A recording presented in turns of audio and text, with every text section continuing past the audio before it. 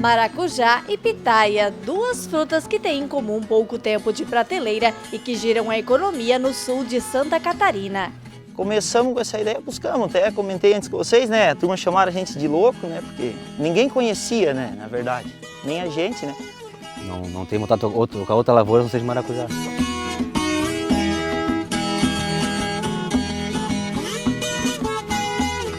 Olá, seja muito bem-vindo a mais um Vale Agrícola, um programa de agricultor para agricultor, mas que também pode inspirar e informar você da cidade. E nesta edição também é destaque. Vocês pediram e a gente vai trazer dicas para a construção de estufas. O que é preciso saber para ter sucesso na produção? Não adianta querer cortar caminho e fazer gambiarra. Hoje nós estamos no litoral norte gaúcho, mas o assunto não é praia, é abacaxi. Isso porque o município de Terra de Areia é o maior produtor da fruta no estado e dizem que é o mais doce. Qualquer lugar que pergunta quer e o consumidor quer o abacaxi de Terra de Areia. Tem a 7ª reportagem mais vista em 2021, o exemplo de garra e determinação de uma família que estava quase vendendo tudo, quando decidiu investir nas receitas de antigamente, e é um dos cases de maior sucesso no turismo rural do país. Eu tenho um convite para você. Que tal a gente fazer um piquenique? Olha quanta coisa gostosa tem nessa mesa. Deu água na boca, né? Mas esse piquenique é em meio a um jardim de girassol. Lindo, né? Nós estamos em Campo Alegre, norte catarinense. E essa experiência gastronômica eu te convido para acompanhar. E tem receita com base no reaproveitamento, uma pizza de arroz. Quem diria, hein? Quem disse que arroz só se come com feijão?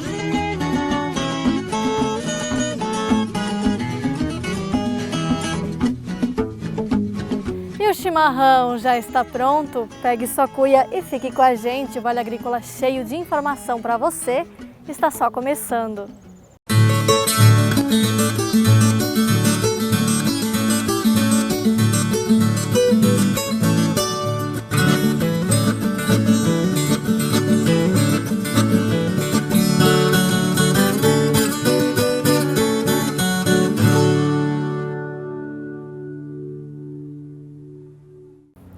Dizem que vem do litoral do Rio Grande do Sul o abacaxi mais doce do país.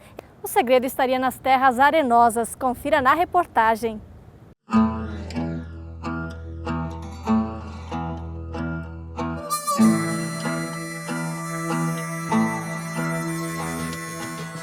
É de uma flor espinhenta como essa que nasce o abacaxi.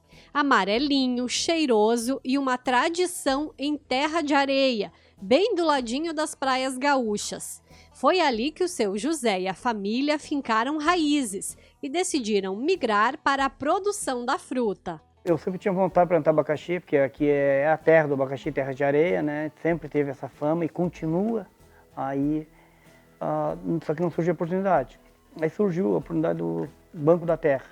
Eu comprei essa área e comecei com o próprio governo, na época financiava investimento, né? Além de investir na terra, ele investia para a gente começar. E comecei com o abacaxi e deu certo, né? Hoje já são 20 anos, 13 hectares ou uns 650 mil pés de abacaxi da variedade Pérola. Para quem não conhece, o abacaxizeiro é assim, folhas pontudas e afiadas. Normalmente se planta em um ano para colher daqui 2 anos e depois é feita a troca das plantas. O seu José plantava hortaliças antes e foi aprendendo a lida. Daí já tinha noção de lidar com a terra, né? Só peguei um rapaz que trabalhava já nesse ramo aí para trabalhar o primeiro ano ali, ajudar a escolher a muda, a plantar e no mais a gente foi aprendendo daí, né? O abacaxi de Terra de Areia é cultivado em pequenas propriedades por pequenos produtores. Aqui, por exemplo, é uma área de 5 hectares. Tem abacaxi recém-plantado, abacaxi sendo colhido e abacaxi ainda por colher. E são as características aqui do local que fazem um fruto único. Dizem que é o mais doce do Brasil. Segundo estudos já realizados na região, esse solo meio areia de praia, aliado ao clima quente, é que aumenta a doçura da fruta, junto com a colheita realizada na época certa. Abacaxi colhido verde vai ser azedo. Por isso, olha a rapidez do pessoal colhendo. Nesta época, é carga atrás de carga para abastecer os comércios. Tem que ser já um tratamento da terra, né? O solo bom e uma boa adubação. Conservar ele sempre no limpo, sempre adubado. É o que faz produzir o abacaxi graúdo e são. Já há estudos para que o abacaxi de terra de areia ganhe a indicação geográfica, selo que reconhece que o produto daquele local é o único. No litoral norte, a produção começou na década de 40 e hoje responde por mais de 95% da fruta no estado. São cerca de 5.000 toneladas por ano, produzidas por 100 famílias. O produtor vende a uma média entre R$ 2 e R$ 3 a unidade, mas ao consumidor chega em torno de R$ 6 a R$ 8. E depois de trazer para casa, é feita ainda uma classificação. Tem todos os padrões. Tem primeiro, segundo, terceiro. A gente seleciona uns 5 tamanhos, né? No mínimo. Tem do grandão, aí tem o primeiro, tem o segundo, terceiro. A gente vai, cada tipo de mercado pega um padrão, né? Para mercados de grandes redes, por exemplo, são esses em torno de 700 gramas e sem nenhum defeitinho. A mão de obra é a família, porque tudo é feito manualmente, desde a colheita até a separação no galpão.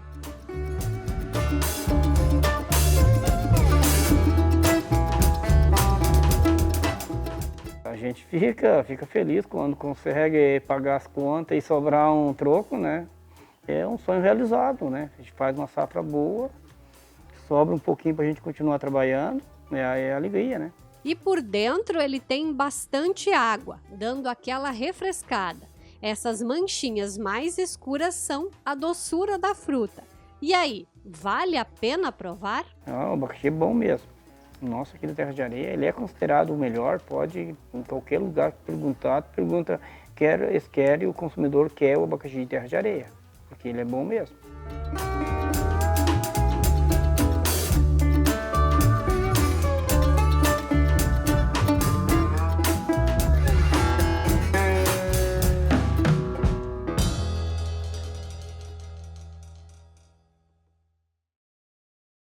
O sul de Santa Catarina é um dos principais produtores de pitaia e maracujá do país. Nesta safra, a estiagem deu uma atrapalhadinha, mas ainda assim a expectativa é muito boa.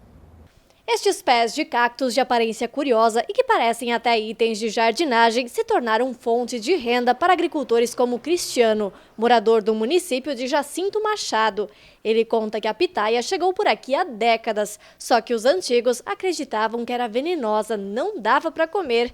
Quem diria, né? Hoje são 1.500 pés com uma produção que sai daqui para o Brasil inteiro. A gente precisava de uma renda extra, vamos dizer assim, a gente tinha um tempinho plantando arroz só, maracujá. Começamos com essa ideia, buscamos, até comentei antes com vocês, né? A turma chamaram a gente de louco, né? Porque ninguém conhecia, né? Na verdade, nem a gente, né? Começamos até um pouco desanimado pelo fato de não ter comprador. Nós passamos trabalho, nós perdemos dinheiro, a gente vendeu fruta, não recebeu, se incomodou bastante, sabe? É igual todo começo, assim, né? Bastante conturbado, vamos dizer assim, né? A pitaia pode produzir vários ciclos por temporada e este é o que mais promete. Os frutos devem ser colhidos em cerca de 20 dias. A expectativa durante todo o período de colheita é tirar uma média de 50 a 55 mil quilos por hectare.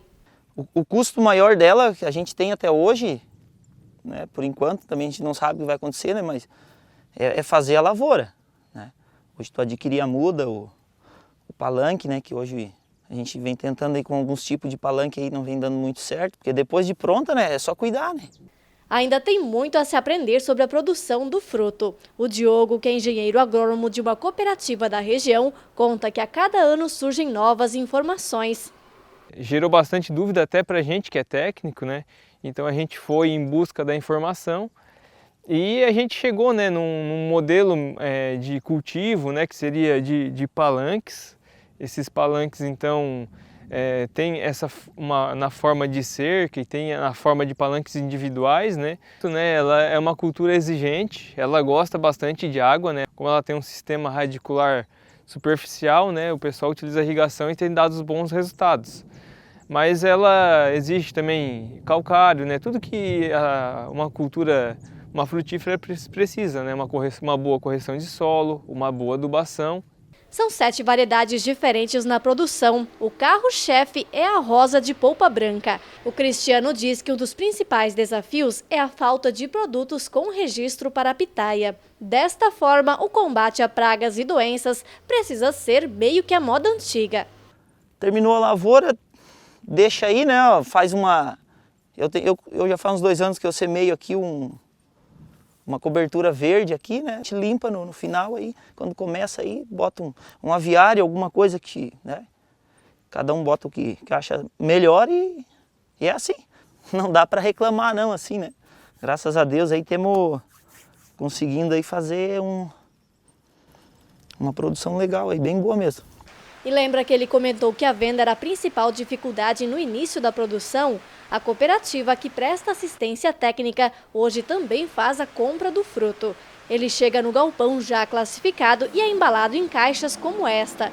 Os produtores recebem, em média, entre 3 e 4,50 o quilo. Essas frutas elas não conseguem ser consumidas apenas aqui na região. Então, como são grandes produtores, mas em pequenas áreas, precisa então levar essas frutas para outras regiões do Brasil, como sudeste, principalmente sudeste do Brasil. E o preço ele é oscilante conforme a venda. Né? Conforme a venda ocorrer, a gente paga mais ou menos para o produtor. A cooperativa também intermedia a compra do maracujá, que também está em tempo de colheita. Para conhecer mais sobre a produção, fomos até Sombrio, município vizinho. O Daniel trabalhou com a produção de fumo durante toda a infância e adolescência, até saiu para trabalhar na cidade, mas decidiu voltar para o campo, comprar um terreno para produzir o fruto. Daí resolvi ser patrão, virei a plantar, daí comecei a fazer as coisas e evoluindo, né? Plantei maracujá, comecei a ver melhorias nele, fui fazendo adubação verde, calcário análise de terra para botar o calcário e ali fui evoluindo, né? Ele tem 1 hectare de maracujá e pensa no capricho. Alguns frutos já foram retirados, mas nem parece. Daqui devem sair mais de 60 mil quilos do fruto até o final de junho. Há 6 anos, ele investiu R$20 mil nos arames e palanques. 1 ano depois, mais 5 mil em irrigação. A parreira fica a uma altura de 2,10 do chão, no sistema latada. A distância entre pés é de 1,40 e entre carreiros, 13,50. Em Santa Catarina, são plantados 2.000 hectares de maracujá e 80% desta produção está aqui na região sul. E olha que algumas terras como essa daqui possuem uma composição de até 90% de areia. Porque também tem que não cuidar só da planta, tem que cuidar da terra, dos 2 estágios, né? A planta e a terra, uma planta de boa qualidade e a terra também de boa qualidade. E a cadeia do maracujá teve seus altos e baixos, né? Sofreu bastante com problemas de doença, né, na década de 90, né? E aí quase que se parou assim de plantar maracujá, ficou poucas lavouras. E depois foi surgindo de novo e foi expandindo, né? A volta à produção e principalmente como alternativa ao tabaco aconteceu principalmente depois que foi implantado o vazio sanitário. No mês de julho é proibido ter planta verde na lavoura. A safra reinicia em agosto. Entrou uma doença aqui, né, chamada a virose do maracujá, é o vírus do endurecimento do fruto, né? E essa doença ela fica em plantas vivas, né? Então isso trouxe muito benefício aqui para a nossa região produtora, né? A gente tem uma baixa incidência da virose nas lavouras. O preço do maracujá também varia conforme a média de mercado. Neste ano começou com R$ 60 a caixa com 11 quilos. O Daniel faz as próprias mudas a partir das plantas mais produtivas na lavoura, lá pelo mês de março. E o extremo cuidado é para garantir que o maracujá por aqui continue proporcionando cenas bonitas como esta. Não tem contato com a outra lavoura não seja maracujá. Eu e minha esposa toquemos sozinho e levemos assim, né? Sem depender de peão, de terceiros. Bem bom. Daqui a pouco a gente volta com o nosso ranking mais queridinho. A 7ª posição entre as mais vistas de 2021 e vamos falar sobre as dicas para construir uma estufa em casa.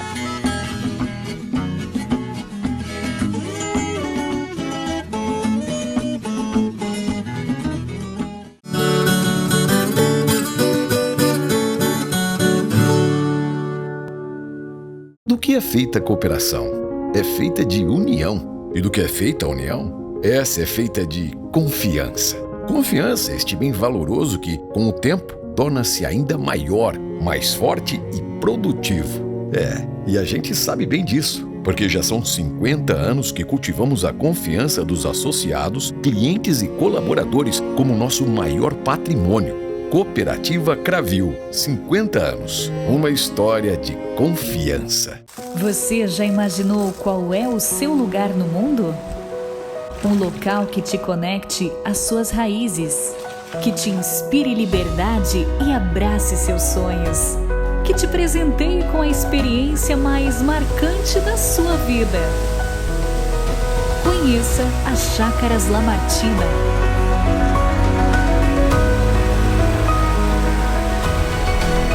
O seu lugar no mundo.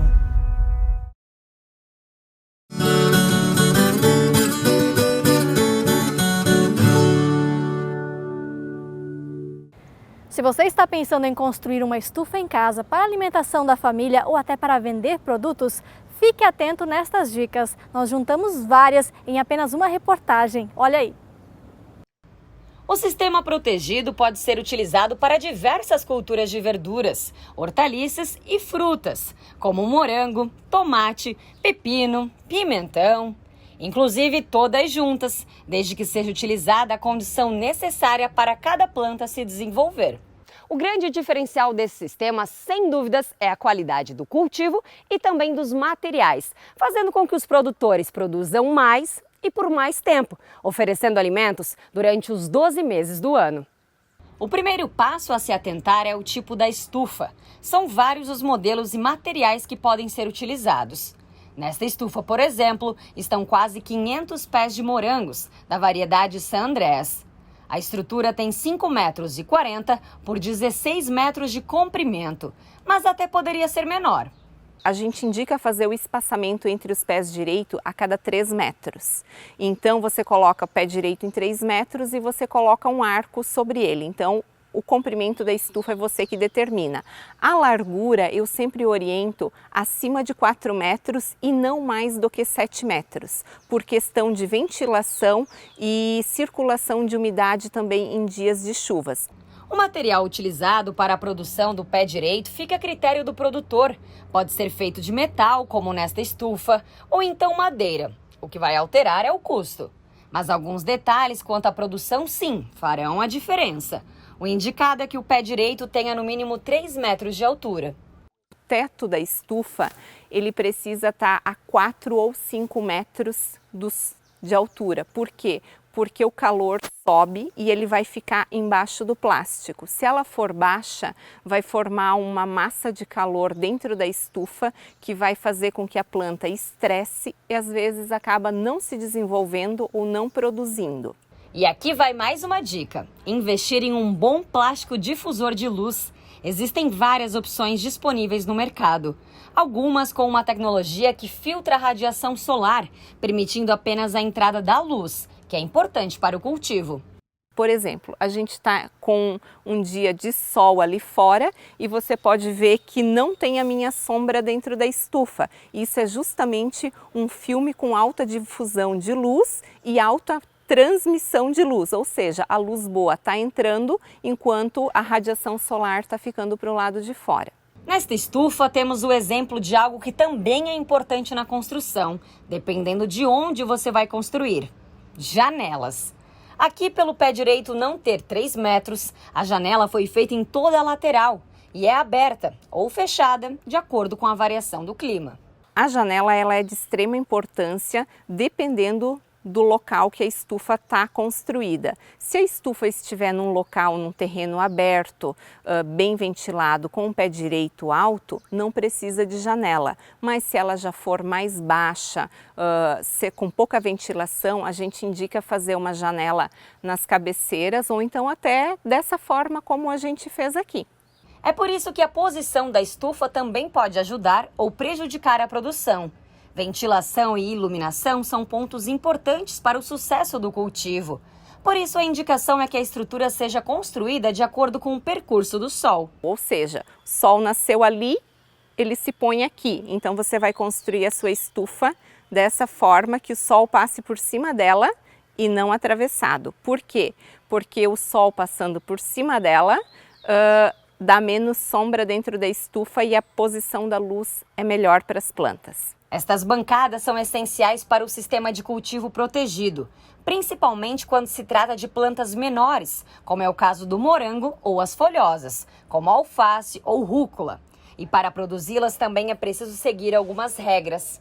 Essa bancada, ela pode ter 80 centímetros de altura, ela pode ter 80 centímetros de largura, com espaçamento entre os slabs de 40 centímetros, para que as plantas não fiquem muito amontoadas. No caso da rúcula ou da alface, você até pode fazer uma terceira carreira de slabs em cima de uma bancada. Para morango, somente 2 carreiras, para que as plantas não fiquem muito adensadas. Estão vendo que no chão também temos uma proteção? Aqui foi utilizada uma ráfia de solo permeável que permite a passagem da água, mas impede o crescimento do mato. Mas não é só para isso que esta espécie de tapete é indicada. O material tem um papel bem importante para evitar uma das principais dores de cabeça dos agricultores.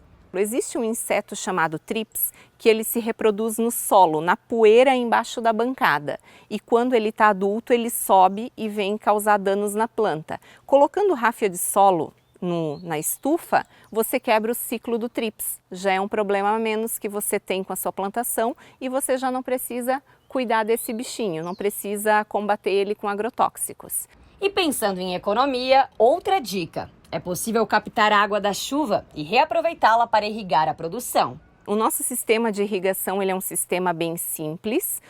A água entra aqui por dentro dos slabs, ela é espalhada com fitas gotejadoras no espaçamento de 10 centímetros cada fita e o que sobra é descartado dentro de um balde lá na ponta e o pouco que sobra, que pinga embaixo, que é o drenado, ou seja, que é a sobra da água com adubo, ela pinga dentro da calha e vai para dentro de baldes também. Com economia e boas escolhas, o cultivo protegido se torna uma ótima solução e garantia de boas produções, seja no campo ou na cidade. Não adianta querer cortar caminho e fazer gambiarra, porque a planta, uma vez que você tira ela do habitat natural, coloca ela no cultivo protegido embaixo de um plástico em cima de uma bancada, você precisa dar condições para ela se reproduzir, para ela florir, para ela produzir os frutos. A 7ª reportagem mais vista no ano de 2021 conta a história de um casal de agricultores que estava quase vendendo tudo para ir morar na cidade quando decidiu transformar as antigas receitas em uma fonte de renda. E olha que este é um dos maiores exemplos de sucesso do turismo rural de Santa Catarina.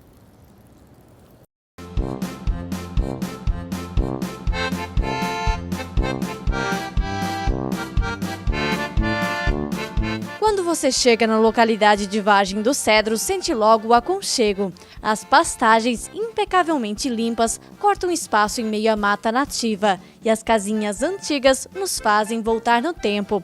Aqui foi uma das primeiras colônias alemãs de Santa Catarina. A surpresa maior é quando você encontra no caminho toda esta estrutura. O nome Flusshaus ou Casa do Rio.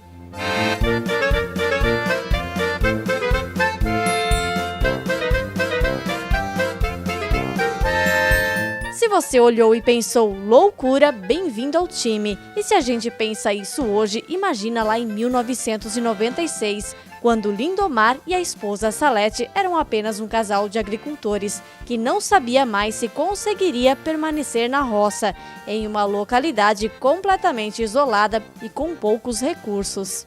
Eu sou filha de agricultores aqui de Vargem do Cedro, Lindomar também, e nós casamos e a gente continuou também na lavoura, mas com bastante dificuldade, né? O nosso terreno não era só 14 hectares, um terreno assim bastante quebrado, né? E a gente estava desanimada porque as coisas não estavam assim da forma que nós tínhamos sonhado, né? Quando nós casamos.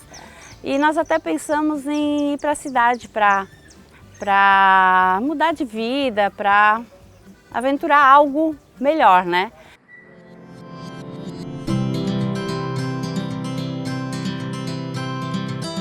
Foi quando a tradição da família falou mais alto. As bolachas decoradas, receita da sogra Mariquinha, saíram do caderninho da família. A minha sogra é muito prendada e ela fazia bolachas para dar de presente, né, para os parentes e Natal, final do ano. Para comprar o primeiro fardo de trigo, faltou dinheiro. A mãe, que era aposentada, emprestou esse dinheiro para nós comprar o trigo para poder começar o negócio. Nós tínhamos um Fusca e onde que a gente tirou os bancos, né, fizemos prateleira, só tinha lugar para o motorista, que era meu marido. E ele fazia uma feira para o centrinho da cidade de São Martinho, onde a gente vendia pães, roscas, biscoitos, os chimia, né, as bolachas decoradas. A família também abriu um ponto de vendas ao lado da casa, mas imagine, a 13 quilômetros do centro do município, em uma localidade que não passava quase ninguém que não fosse morador. Hoje mesmo o empreendimento está aqui, ele aconteceu. E as pessoas que vêm da cidade visitar a gente, eles perguntam, mas como é que vocês foram montar isso aqui, no meio do nada? Eu acho que quem acreditou foi nós, só eu e meu marido, que acreditamos, e a minha sogra que também apoiou, né, e nos ajudou, porque se fosse algum outro, nós também não acreditaríamos. Foi muito difícil no começo. Tinha dia que vendia, tinha dia que não vendia, mas nós, depois de 5 anos com o biscoito, a gente colocou um café colonial.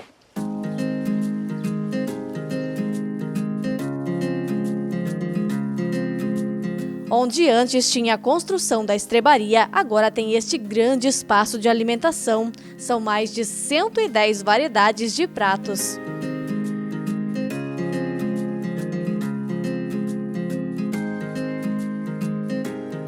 Além daquele cafezão que a gente viu lá dentro, ainda tem outras experiências que o Flus House também oferece. Entre elas, tratar os peixes que ficam nesses lagos artificiais aqui na frente.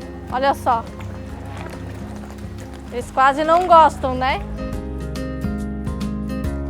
Pensa na diversão da criançada. Acostumadas com o mimo, as grandes carpas parecem fazer fila.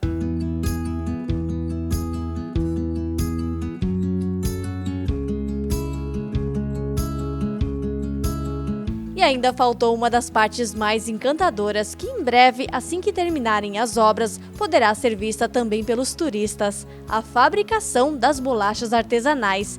Entre as maceiras, rolos, fornos e a minuciosa decoração, a bolacha de mel, receita da dona Mariquinha, é o carro-chefe. Tem a bolacha de nata, o biscoitinho de amendoim e outras que a família buscou direto da Alemanha.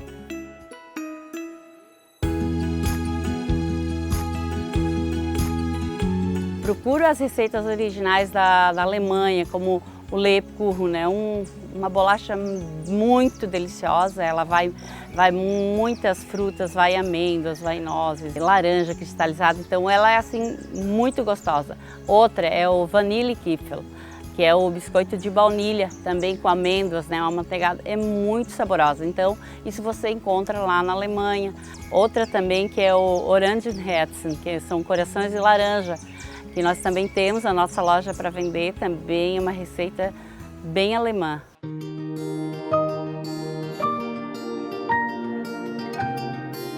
E tem mais inovação. Estas daqui, por exemplo, vão acompanhadas de pincéis para que as crianças possam escolher como querem pintar os doces. Tem as casinhas e até presépios feitos de bolacha. Estes outros doces imitam a renda. Alguns levam tanto capricho que só são produzidas 8 unidades em um dia.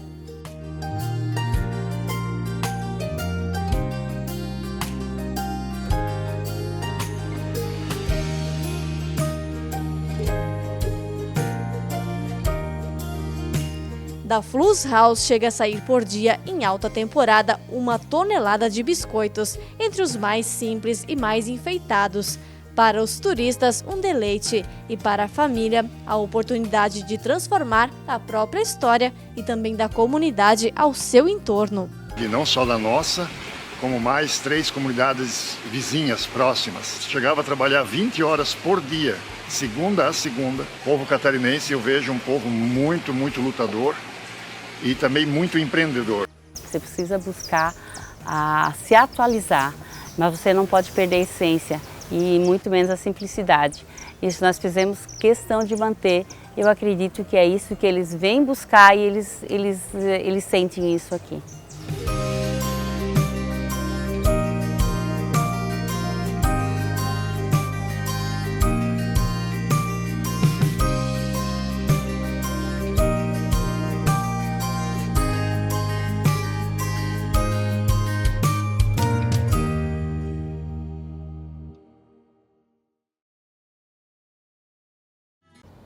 E o que será que eles têm a nos dizer quase um ano depois? Confira!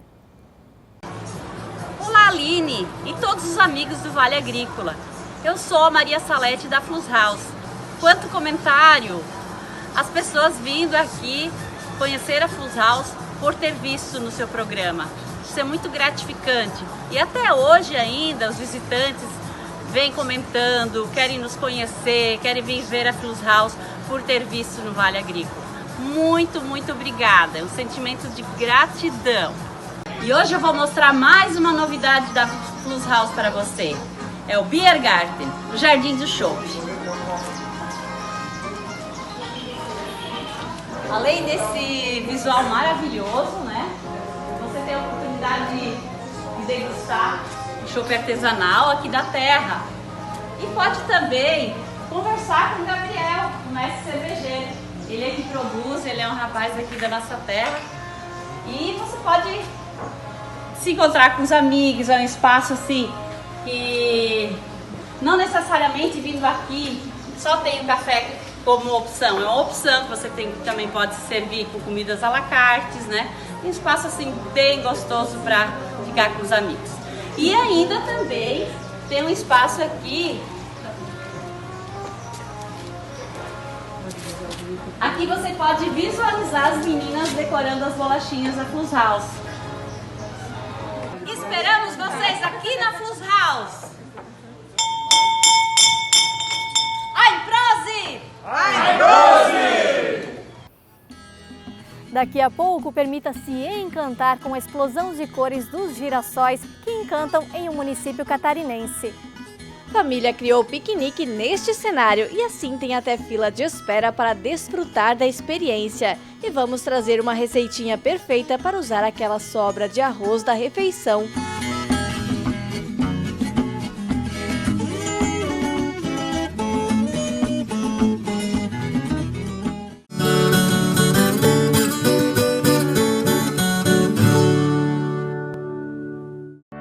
Fornos Freitas, especialista na fabricação de fornos e fogões a lenha. Está sempre inovando para oferecer os melhores produtos. Forno a lenha, forno com fogão conjugado, discos para frituras, lareiras, fogões a lenha com chapa de ferro fundido, fogões a lenha com chapa vitrocerâmica e visor vitrocerâmico alemão. Fornos Freitas, assados com mais sabor. No campo tem coisas que o tempo não muda, mas tem outras que estão sempre mudando e fazendo crescer a lavoura, o rebanho, a produção. E o Sicoob faz parte dessa evolução, dando apoio, transformando a vida de quem também tem raízes nesse chão. É por isso que cooperar com as mudanças no campo vai ser sempre a nossa maior tradição. Sicoob, somos feitos de valores.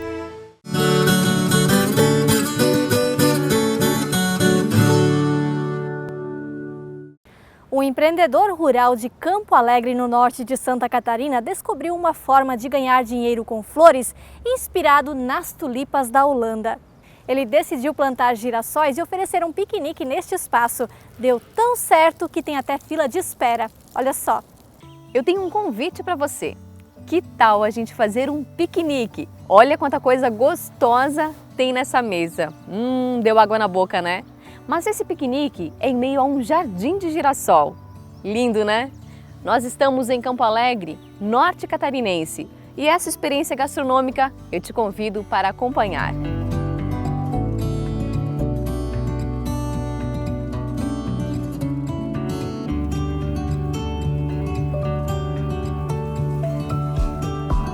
A ideia de plantar girassóis surgiu durante a pandemia, quando as pessoas estavam carentes de contato com a natureza, em um espaço aberto e seguro. Deu tão certo que as flores do jardim ficaram. Inclusive, o Márcio pretende ampliar o campo de semeadura para a próxima florada. Esse jardim de girassóis ele surgiu ano passado, ainda durante a pandemia, talvez inspirado nos campos de tulipas da Holanda, mas também para que tivesse um lugar que as pessoas pudessem estar tranquilamente sentadas, usufruindo de um piquenique sem nenhuma preocupação. Qual é a reação das pessoas? São das mais diversas. Como diz uma colega, não tem como ficar triste no meio de um jardim de girassóis. A própria cor, o amarelo, ela traz muita alegria. Não tem como ficar triste mesmo, ainda mais com esse tanto de comida gostosa. Dá uma olhada no menu. Gente, olha quanta coisa gostosa tem aqui, vou mostrar para vocês. Geleia artesanal de morango. Essa daqui, geleia de physalis, é uma delícia, já provei essa daqui. Queijo, cuca, aqui tem morango orgânico, physalis, suco de morango e aquele café fresquinho. Vou pedir licença para vocês, vou matar minha vontade por aqui.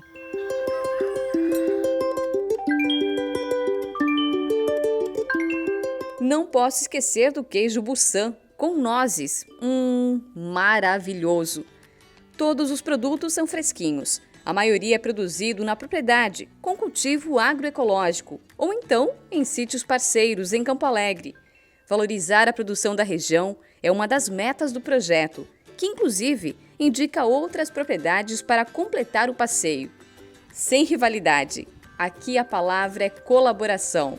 São mais de 10 hoje parceiros aqui em Campo Alegre, onde que a gente praticamente entrega um roteiro para o nosso hóspede, para o nosso turista, que ele só vai encaixando o que ele quer fazer na sua agenda. São 3 mesas de piquenique espalhadas em meio à plantação de girassóis. Uma delas fica perto de um rio que passa pela propriedade.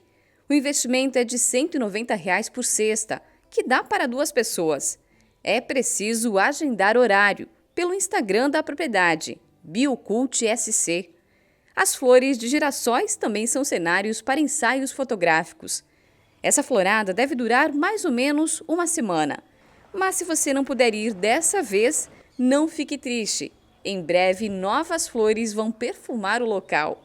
A florada ela dura entre 2 a 3 semanas, mas pode ficar muito tranquilo que nós vamos preparar mais um jardim de girassóis também para o Dia das Mães. Então, em maio vai ter uma nova florada. Sim, teremos um jardim preparado para o Dia das Mães. Vai ser uma oportunidade dos filhos poderem trazer as mães e passarem um momento bem especial em meio aos girassóis.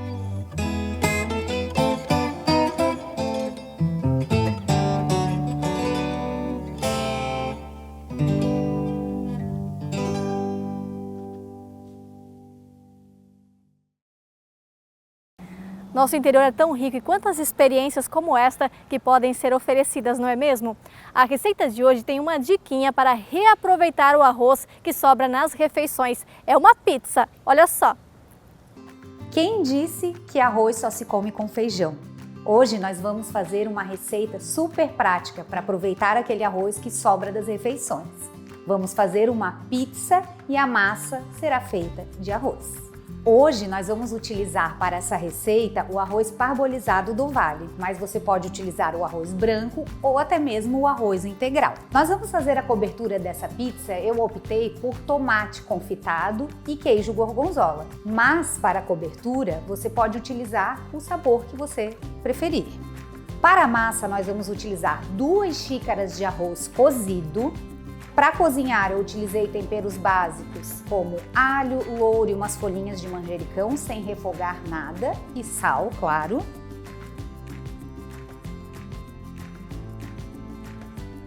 Vamos utilizar 2 ovos, leite e fermento químico.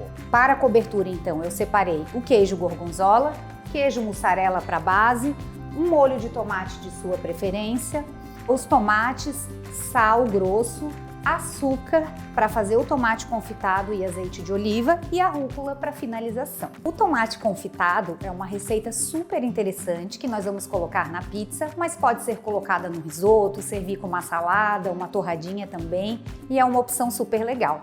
Então vamos utilizar o tomate que nós vamos cortar em gomos, alecrim e manjericão fresco, pode usar só alecrim ou só manjericão ou o tempero de sua preferência.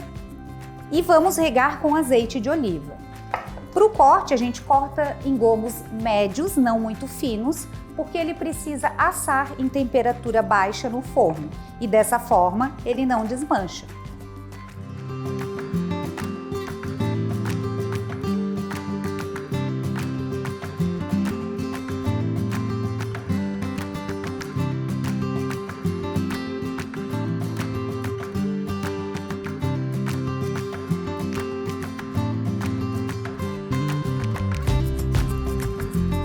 Coloquei os temperos, rasguei grosseiramente.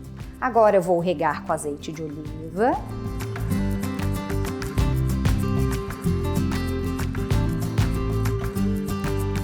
O processo adequado de confitar, o alimento deve ficar submerso em gordura, ou seja, coberto com gordura e temperatura baixa e muito tempo de cozimento.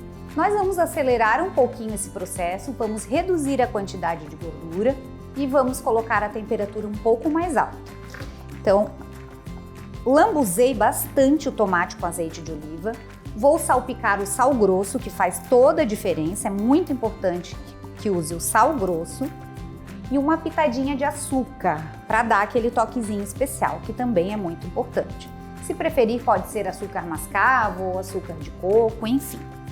Pimenta do reino e vou dar mais uma caprichadinha no azeite de oliva aqui.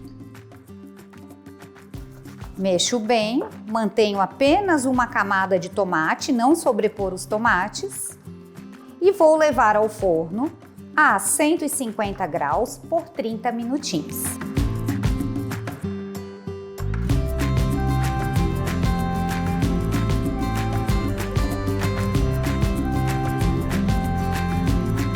Para fazer a massa de pizza, então vou iniciar com todos os ingredientes no liquidificador. Já coloquei as 2 xícaras de arroz, vou colocar os ovos, uma xícara de leite, que para intolerantes à lactose pode ser usado o leite sem lactose, meia xícara de azeite de oliva, pimentinha do reino, que não pode faltar, e 2 colheres de sopa de queijo parmesão. O importante é observar, caso eu utilize outra variedade de arroz, como o integral, a umidade e a consistência dessa massa. Eu posso aumentar um pouquinho de leite, ou de azeite, ou de ovos, para alterar a consistência.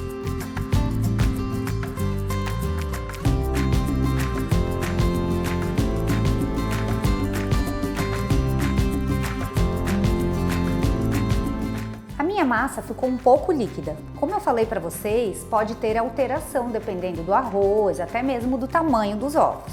Então, como ela está um pouquinho mais mole do que eu quero, eu vou adicionar um pouco mais de arroz, porque é o arroz aqui que dá a consistência, até ela ficar uma massa bem cremosinha, parecendo um mingau. Eu percebo que as pessoas têm um pouco de dificuldade de usar o liquidificador quando a massa é mais consistente. Então, nesse caso aqui, que ela já está na textura ideal, o liquidificador sofre um pouquinho para fazer essa mistura. Então é nesse momento que a gente deve usar a função pulsar. Pulsa, desliga para que a massa caia novamente na lâmina.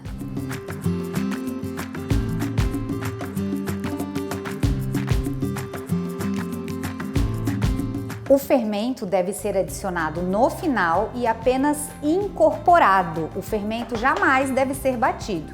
Então eu vou incorporar lentamente. Incorporei o fermento e vou espalhar a massa na forma. Caso a sua forma seja de alumínio, untar com azeite ou manteiga e enfarinhar qualquer tipo de farinha. Então eu espalho, é uma massa mais consistente, mantendo o formato de disco de pizza. Massa pronta, tentei deixar ela o mais redondinha possível. A espessura é bom não fazer tão fininha, mas também não muito grossa, porque ela ainda vai crescer. Eu tenho uma forma média, ela tem 28 centímetros de diâmetro e ainda sobrou uma beiradinha. Essa é a receita com 2 xícaras de arroz, ok? Agora eu vou levar ao forno a 180 graus por aproximadamente 20 minutinhos para ela cozinhar e ficar levemente crocante. A partir daí eu retiro e monto a cobertura.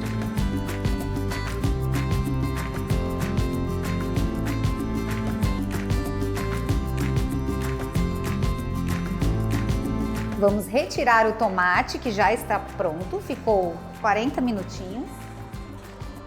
E vamos colocar a pizza.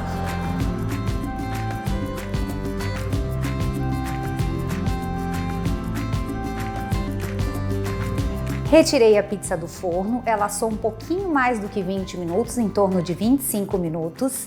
Eu levei para assar em forma antiaderente, pois essa massa é mais sensível. E agora eu passei para uma pedra, para que a gente possa finalizar aqui. Então o próximo passo é regar a massa, que não precisa muito, com o molho de sua preferência. Eu indico um molhinho de tomate caseiro e leve, pois essa massa já é muito saborosa, diferente das massas tradicionais com farinha de trigo. E se preferir, tem até a opção de não utilizar o molho. Apenas regar com azeite de oliva e utilizar o queijo já fica super saboroso também. Vou salpicar o queijo, que no caso eu já peguei o mussarela, mas pode ser mussarela de búfala ou outro queijo de sua preferência. Vou colocar os tomates confitados. Esse caldinho que sobra aqui no fundo da forma é o caldo do tomate junto com azeite de oliva. Ele pode ser utilizado também. Agora, salpico um pouco de gorgonzola, que por sinal combina super bem com o tomate. Lembrando que podemos salpicar com queijo parmesão para finalizar e dar aquele sabor especial. Também eu vou dar uma salpicadinha de pimenta do reino. E vou retornar ao forno até a massa ficar na textura que eu quero e o queijo derreter.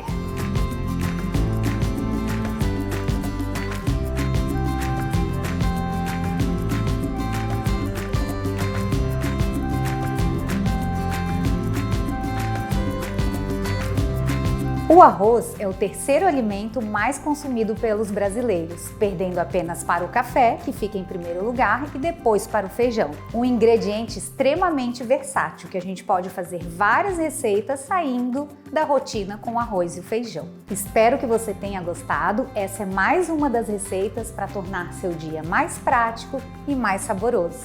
Até mais! Tchau! O programa de hoje está chegando ao fim. Tenha dias produtivos de trabalho. A gente se vê. Até mais!